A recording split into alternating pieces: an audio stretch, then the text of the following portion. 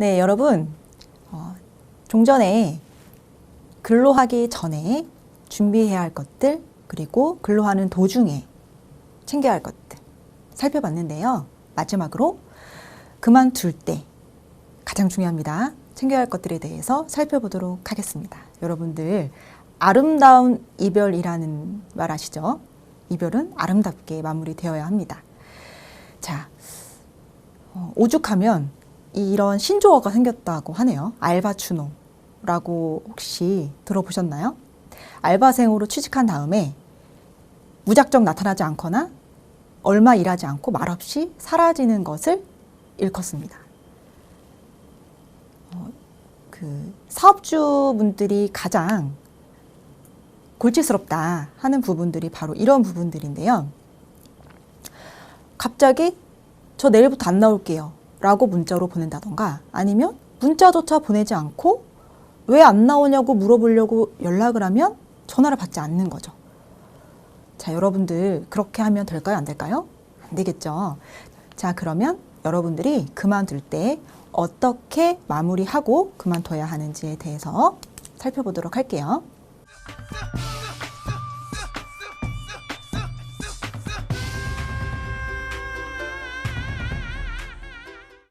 내 권리가 중요하면 사장님의 권리도 중요한 법?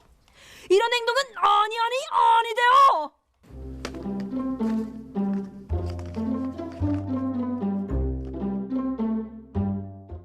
언년이!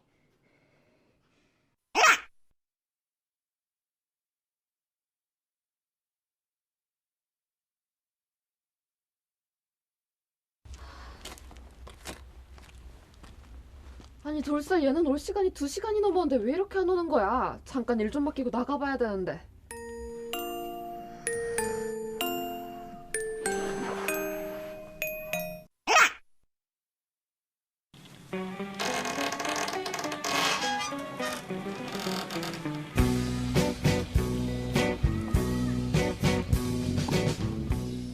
어차피 안 팔리면 버릴 건데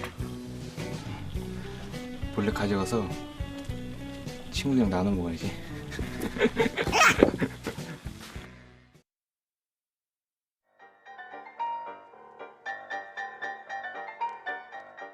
조선으로 간 아르바이트 는 청소년 근로권익센터와 함께합니다.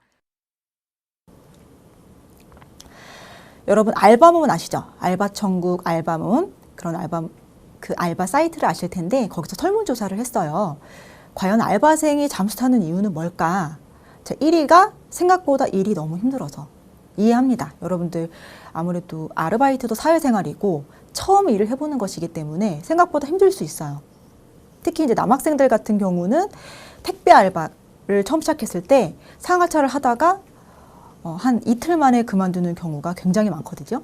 그래서 저 이틀만 일했는데 알바비 받을 수 있어요? 라고 물어보는 경우가 종종 있어요. 자, 두 번째는 사장님이 부당한 대우 탓에. 이런 경우도 종종 있습니다. 폭언이나 심한 경우에는 폭행이 있을 수가 있고 성희롱 이런 경우가 있을 수 있고요. 사장님이 부당한 대우를 하는 경우에는 당연히 나가기 싫겠죠. 그래서 연락을 하지 않고 잠수를 타게 되는 경우죠. 근데 세 번째, 자, 만사가 귀찮아서. 자, 제가 이렇게 말했더니 어떤 학생이 그러더라고요. 밥은 왜 먹고 숨은 왜 쉬냐. 자, 그렇죠. 여러분들 그만둘 때 이런 부분들을 반드시 챙겨야지 여러분들이 나중에 사회에 나가서 어떻게 마주칠지 몰라요.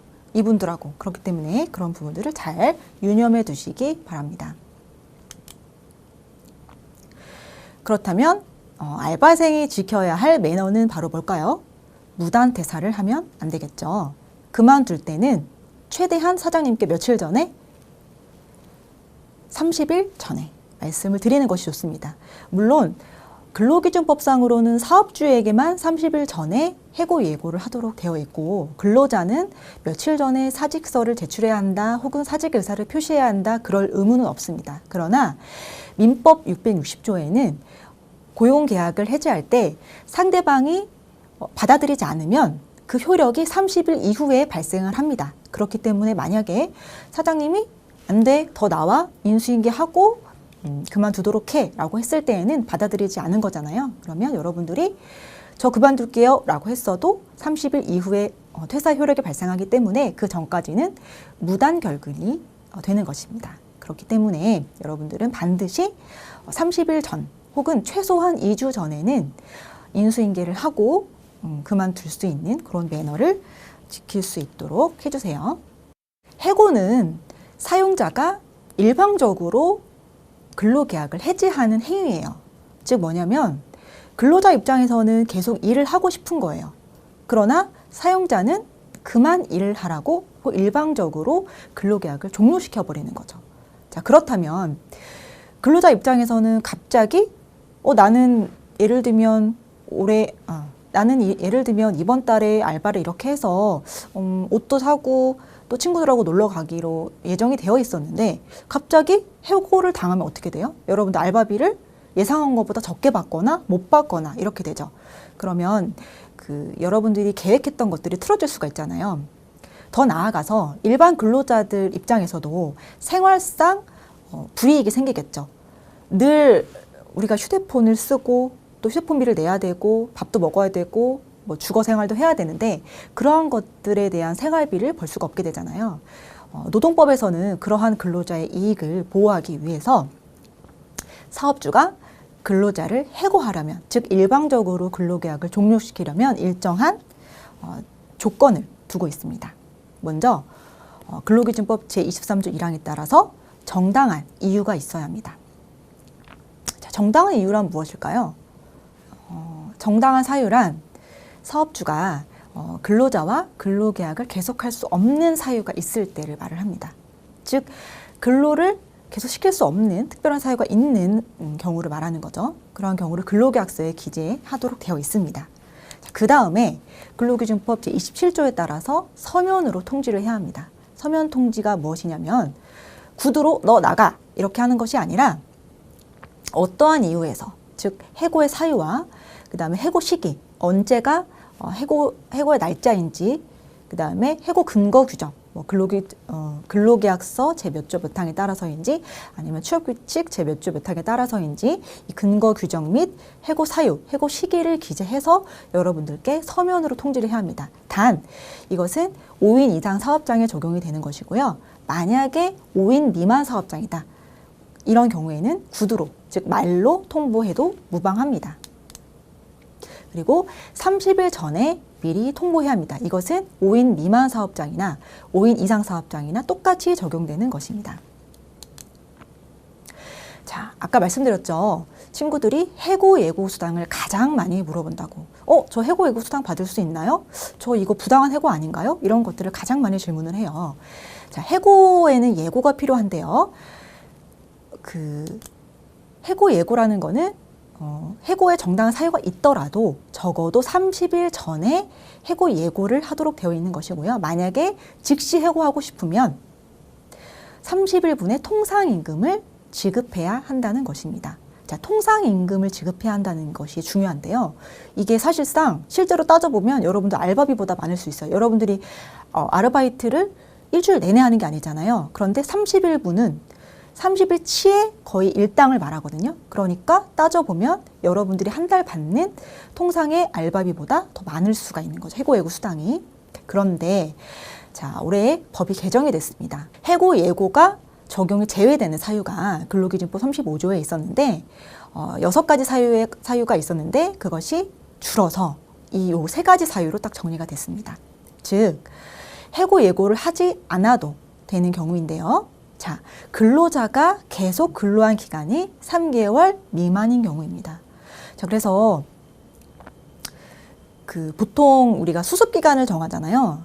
수습기간을 3개월을 정하게 되는데 그러면 사실상 보면 수습기간 동안에는 해고 예고를 하지 않고 5인 미만 사업장은 말로 해고를 즉시 해고해도 가능하다라는 결론이 나오게 돼요. 부당하다고 느낄 수 있지만 그런 부분들을 여러분들이 좀 고려를 하셔야 되고, 그 다음에 천재지변, 그 밖에 부득이한 사유로 사업을 계속하기 불가능한 경우에도 역시 해고 예고 의무가 제외됩니다. 그러면 자, 여러분 요새 코로나가 유행하고 있죠. 자, 코로나는 천재사변일까요? 한번 궁금하지 않으세요? 천재사변이라는 거는 진짜 그야말로 천재지변이에요. 하늘이 뒤집히고 땅이 뒤덮이는, 그러니까 홍수라든가 자연재난 같은 거거든요. 그러한 경우까지를 일컫는 것이고요.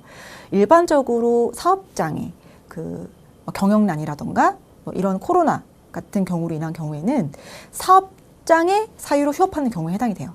그래서 5인 이상 사업장의 경우에는 휴업장을 받을 수 있는 경우거든요. 그래서 이 경우에는 뭐다? 해고 예고해야 돼요. 그쵸? 이런 질문이 좀 있어서 말씀을 드렸고요.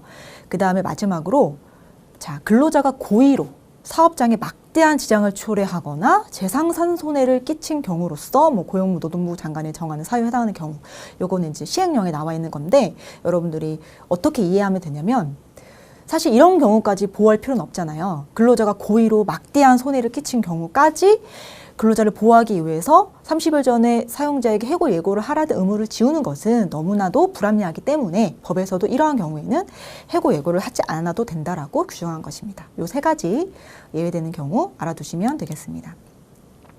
자, 그리고 권고사직이라는 말이 있어요. 자, 이게 여러분들이 실업급여와 연관되는 사유인데요. 그래서 많은 질문을 합니다. 권고사직이 뭐예요? 라고 한다면 권고해서 사직을 하는 경우예요. 말 그대로 먼저 사업주가 그만두는 게 어때? 라고 권고를 했을 때 좋아요, 저 사직하겠습니다, 저 그만둘게요 라고 받아들이는 경우예요. 즉 먼저 사직의 의사를 표시한 건 아니지만 사업주가 사직의 의사를 제시할 때 근로자가 받아들이는 거죠. 그런데 이러한 경우에 분쟁이 생기는 게 이것이 과연 해고인지 아니면 권고사직으로 이루어진 것인지가 불분명하거든요. 그래서 여러분들은 항상 사업주가 그 사직서에 사인을 하라고 하기 전에 먼저 권고사직이라는 점을 분명하게 남겨놓으셔야 돼요. 문자로 사장님 저 권고사직 처리 언제 되나요? 그럼 사업주가 언제 처리될 거야. 내지는 그냥 사직서가 아니라 권고사직서에 여러분들이 사인을 한다든지 이러한 방식으로 하시면 됩니다. 왜냐하면 여러분들이 나중에 실업급여 신청을 할 때 일반 사직의 경우에는 여러분들이 자발적 이직을 한 경우이기 때문에 실업급여를 받을 수가 없어요. 그러나 권고사직의 경우에는 여러분들이 피보험사직으로 퇴사하는 경우 실업급여를 받을 수 있기 때문에 여러분들은 이러한 점을 유념해서 반드시 일반 사직과 권고사직을 구분해서 사인을 하셔야 합니다. 나중에 이 사직 사유를 변경하려면 좀 어렵기 때문에 여러분들이 퇴사 의사를 밝힐 때에 그러한 퇴직 사유를 분명하게 하는 것이 중요하겠죠. 자, 그 다음에 또한 이제 질문이 많은 사항이 알바생도 퇴직금을 받을 수 있나요? 라고 하는 경우입니다. 이제 요즘은 당연하다라고 생각을 하지만 예전에는 이 사업주분들이 알바생은 퇴직금을 주지 않아도 된다라고 생각하시는 분들이 종종 있으셨어요.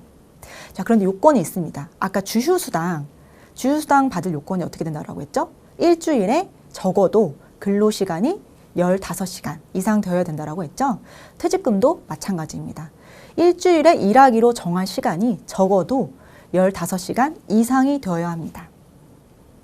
아까 또 15시간 이상 되어야 되는 게 뭐 있었죠? 그렇죠. 연차 유급 휴가였죠. 그러니까 여러분들은 이왕이면 소정 근로시간을 정할 때 15시간 이상으로 정하는 것이 좋겠죠.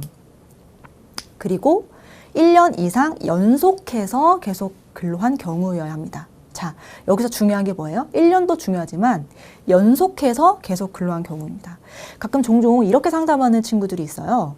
제가 A라는 사업장에서 1월부터 4월까지 일을 하다가 잠깐 사장님이 안 나와도 돼. 내지는 학교에 복학을 해야 돼서 한두 달 정도 쉰 거예요. 그래서 6월부터 12월 아니면 6월부터 다음 해 2월까지 일을 한 거예요. 그럼 여러분 어때요? 전체 기간으로 더해서 보면 1년 이상 일을 했죠.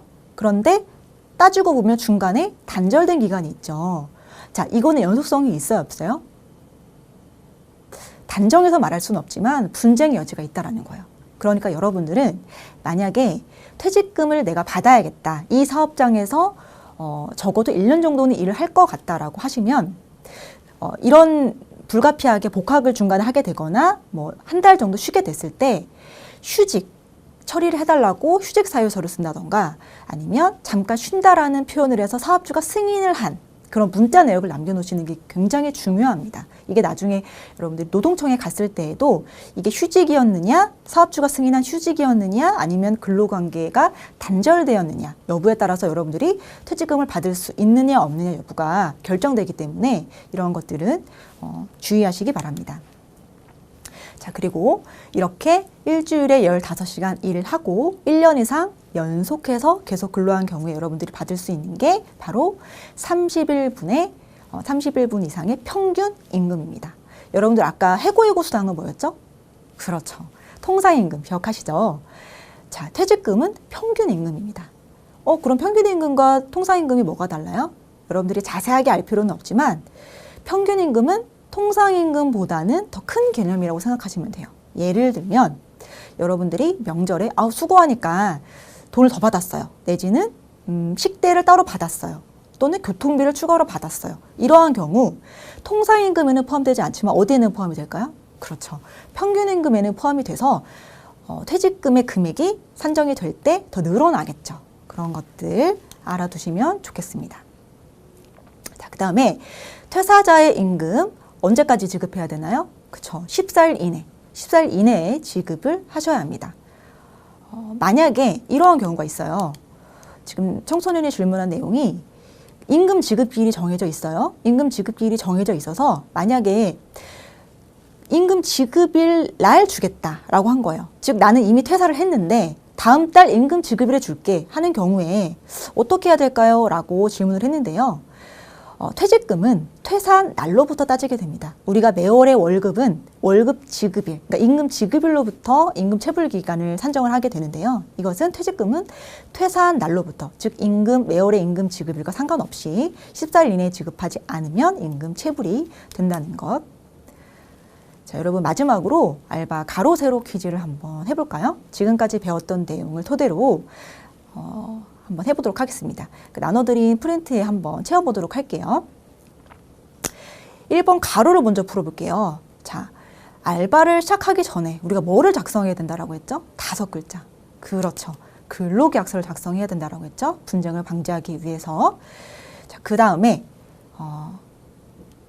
사용자 지휘감독, 즉 사용자의 지휘감독 아래에 있는 시간을 무엇이라고 할까요? 라고 되어 있는데 더 힌트를 드리면 아까 말씀드렸죠.